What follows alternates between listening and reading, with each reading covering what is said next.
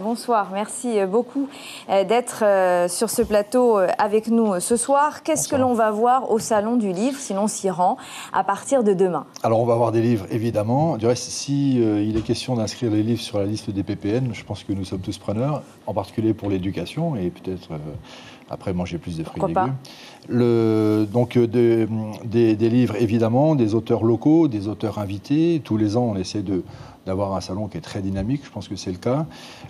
Cette année, donc, tu l'as signalé, ce sont les langues qui est le thème. Donc il y a des petits fils rouges d'un quart d'heure qui vont venir jalonner toutes ces journées avec des réalités de langues très diverses. Moanaura Tehura parlera du langage du corps. Il y aura des interventions plus littéraires, mais voilà, il y a Jacques Vernoudon, Miros Paya qui vont parler de langue, en termes de langue, la langue tahitienne. On a des auteurs de Nouvelle-Zélande avec une expérience très particulière sur... Justement, ce sont surtout des auteurs de Nouvelle-Zélande qui vont venir ou vraiment pas seulement Pas seulement. On en parle beaucoup des auteurs néo-zélandais. Oui, mais c'est vrai qu'ils sont assez... ils communiquent bien quand même. Hein.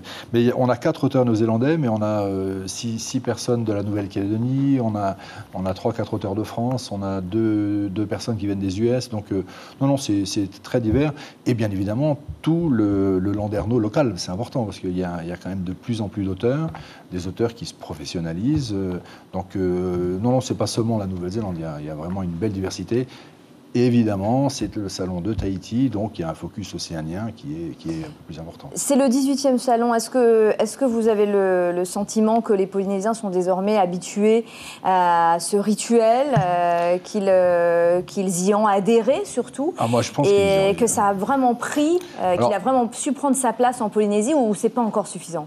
Je pense que c'est jamais suffisant, mais je pense qu'il a une place, cet événement, oui, et d'écouter les gens qui viennent, ils sont nombreux, hein, et qui augmentent, puisque là, les stats sont à peu près clairs, on a de plus en plus de fréquentation, donc je pense que cet événement a sa place.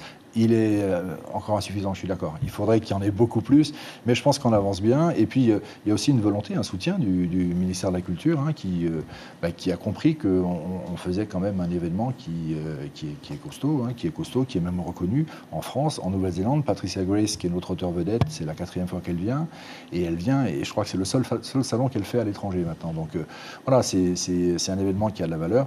Et le constat aussi, c'est qu'il y a encore beaucoup de gens qui n'ont pas encore fait le pas, et de venir découvrir les littératures océaniennes, qui sont lecteurs, mais qui lisent d'autres choses.